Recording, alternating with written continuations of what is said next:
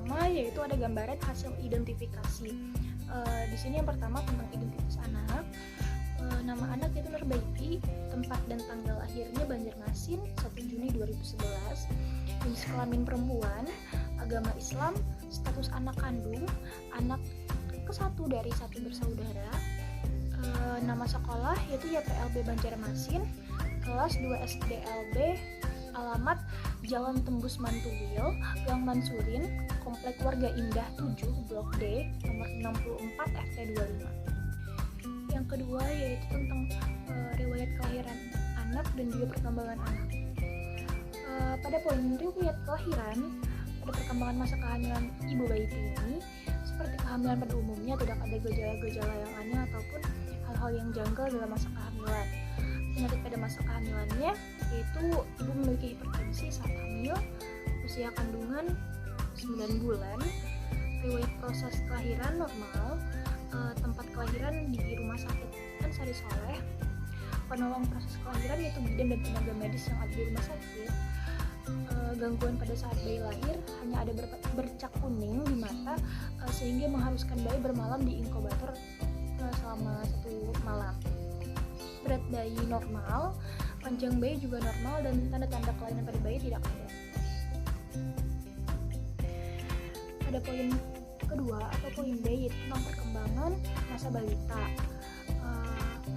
Yang pertama yaitu si bayi ini menyusu ke ibunya hingga umur 2 bulan, minum susu kaleng hingga umur 5 tahun. Imunisasi, kalau untuk imunisasi si bayi ini tidak ada imunisasi sama sekali. Yang keempat itu tentang pemeriksaan atau penimbangan rutin, tidak ada juga pemeriksaan atau penimbangan rutin. Kualitas makanan baik, kuantitas makanan baik, tidak ada juga kesulitan makan pada bayi. Poin yang ketiga atau poin C yaitu perkembangan fisik.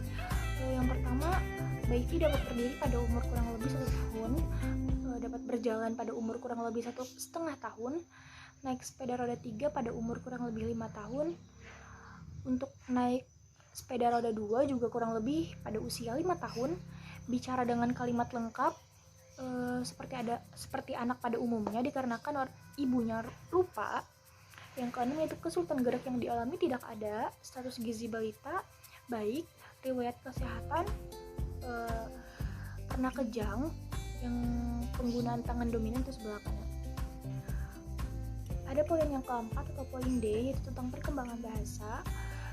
Baiti ini dalam meraba atau berceloteh itu dimulai pada umur 6 bulanan, terus mengucapkan satu suku kata yang bermakna, misalkan Pak atau berarti Bapak pada umur kurang lebih 1 tahun, berbicara dengan satu kata bermakna pada umur kurang lebih 1 tahun juga, berbicara dengan kalimat lengkap sederhana pada umur kurang lebih 3 atau 4 tahunan. Pada poin yang kelima atau poin A tentang perkembangan sosial, hubungannya dengan saudara, dia tidak mempunyai saudara. Yang kedua, hubungannya dengan teman, jika dia tidak menyukai teman tersebut, maka dia bisa saja melukai temannya tersebut. Yang ketiga, hubungan dengan orang tua baik, hobi belum terlihat, minat khusus juga belum terlihat. Pada poin terakhir atau poin F tentang perkembangan pendidikan, bayi ini tidak menjalankan jenjang pendidikan taman kanak-kanak. Jadi untuk masuk TK umur berapa, lembaga pendidikan di TK umur berapa, konsultan selama di TK itu seperti apa, itu kita skip dulu. Bayi ini masuk SD pada umur 7 tahun, konsultan selama di SD dia belum bisa membaca, berhitung, dan hal-hal yang menyangkut akademik. Bayi tadi juga pernah tidak naik kelas.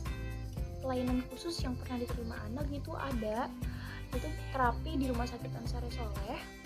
Prestasi belajar yang dicapai tidak ada.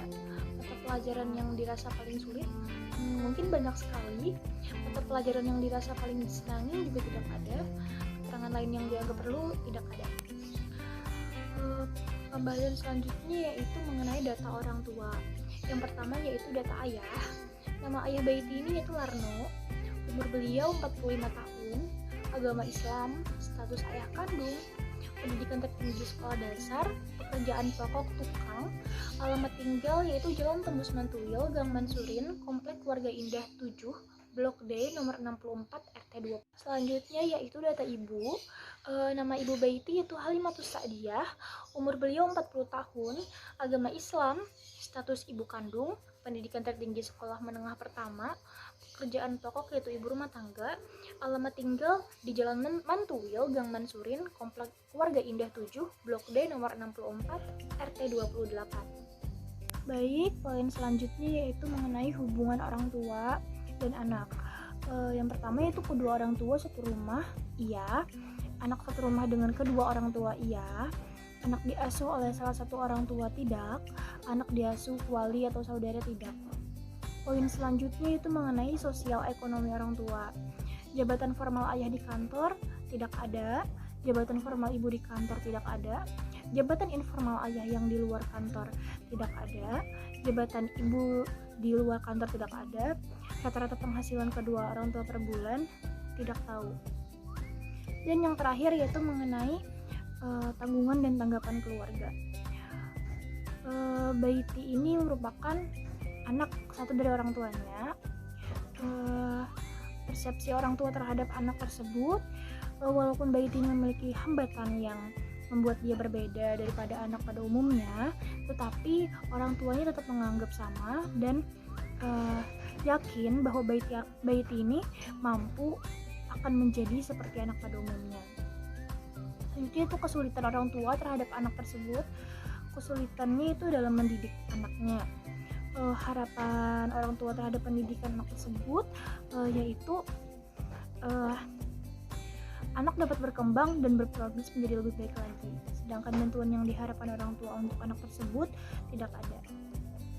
Yang selanjutnya ada analisis hasil identifikasi.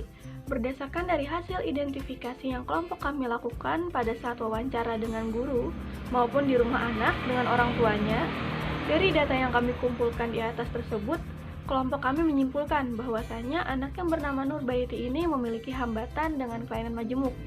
Dua hambatan yang dimiliki anak ini yaitu hambatan dalam intelektual dan pemusatan perhatian atau impulsif, jadi tunagrahita dan ADHD. Layanan intervensi anak dengan kelainan majemuk pada masa pandemi COVID-19. Profil sekolah, nama sekolah SDLB YPLB Banjarmasin, nomor statistika 1021560030052, NIS 2800060, NPSN 30313750, status sekolah swasta, akreditasinya baik, alamat Jalan Yus Sudarso, Gang 66, RT 32, Komplek Air Mantan, Kecamatan Banjarmasin Barat. Selanjutnya ada kurikulum sekolah. Berdasarkan hasil wawancara dengan guru kelas, diketahui bahwa kurikulum yang digunakan adalah kurikulum mandiri di masa COVID ini, yang mana kurikulum tersebut adalah kurikulum yang disederhanakan sendiri oleh sekolah yang menyesuaikan dengan kondisi dan kemampuan yang anak miliki. Baik, di sini saya akan menjelaskan mengenai layanan pembelajaran yang diberikan oleh guru. Yang pertama ada perencanaan pembelajaran. Perencanaan pembelajaran yang dilakukan oleh guru kelas sama seperti sebelumnya, yaitu dengan mengikuti kebutuhan dan kemampuan anak. Terus pelaksanaan pembelajaran. Untuk pelaksanaan pembelajaran dapat dilakukan metode yang diberikan dalam pembelajaran saat ini secara langsung dan tidak langsung. Dan yang ketiga yaitu evaluasi pembelajaran.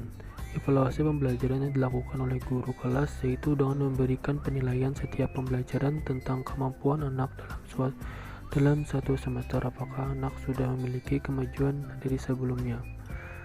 Selanjutnya yaitu layanan pengembangan diri bagi siswa dan kelainan majemuk. Nah, di sini ada dua, yaitu program kekhususan dan program vokasional.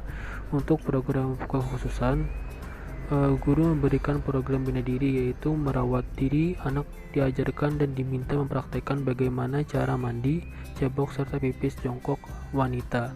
Karena sebelumnya anak tersebut diberikan program bina diri, anak belum bisa mandi, jabok, dan pipis dengan jongkok. Selanjutnya itu adalah program vokasional. Untuk program ini belum diberikan karena anak yang kami observasi masih duduk di sekolah dasar atau SD. Selanjutnya, kebutuhan sarana dan prasarana guru dalam pelaksanaan pembelajaran di masa COVID-19 atau COVID-19. Menurut tutur guru kelas untuk sarana dan prasarana dalam pelaksanaan pembelajaran pada masa COVID-19 sudah terpenuhi, yaitu berupa penggunaan lembar kertas soal yang diberikan oleh guru kepada siswa dan pembelajaran secara daring atau luring yang dikirimkan melalui handphone. Selanjutnya itu layanan pendidikan orang tua. Yang pertama, bentuk pendampingan orang tua saat pembelajaran masa pandemi COVID-19. Layanan pendampingan orang tua saat pembelajaran pada anak yang kami observasi yaitu sebagai penunjang dan pendamping perkembangan anak dalam pembelajaran. Selain guru memberikan praktek atau pembelajaran secara langsung, seminggu sekali orang tua juga membantu agar anak dapat mengulang pembelajaran serta kebiasaan yang telah dipraktikkan dan diajarkan oleh guru. Selanjutnya itu kendala yang dihadapi orang tua dalam memberikan pendampingan anak pembelajaran pada masa pandemik. Yang pertama itu menurut tutor orang tuanya, kendalanya adalah kurangnya fokus anak terhadap pembelajaran dan perilaku anak yang terkadang sulit diatur ketika disuruh belajar dan mengulang pembelajaran. Terus yang ketiga, dukungan sarana dan prasarana pembelajaran yang disediakan orang tua pada masa pandemi. Menurut tutor dari guru dan orang tua, belum ada menyediakan sarana atau prasarana pembelajaran terpenuhi. Orang tua juga dapat membantu berkomunikasi dengan guru melalui handphone, dan orang tua juga dapat berkontribusi langsung dalam pelaksanaan pembelajaran ketika guru memberikan tugas secara online atau daring. Dan yang terakhir yaitu layanan terapi yang diikuti siswa dan kelainan majemuk pada masa pandemi COVID-19. Menurut tutur orang tuanya, anak hanya pernah mengikuti terapi ketika berumur 6 tahun, tetapi terapi tersebut juga dilaksanakan hanya 2 bulan. Setelah itu, anak tersebut diberhentikan terapinya sampai dengan usia sekarang. Baik, mungkin cukup sekian presentasi dari kelompok kami. Salah hilapnya mohon maaf. Wassalamualaikum warahmatullahi wabarakatuh.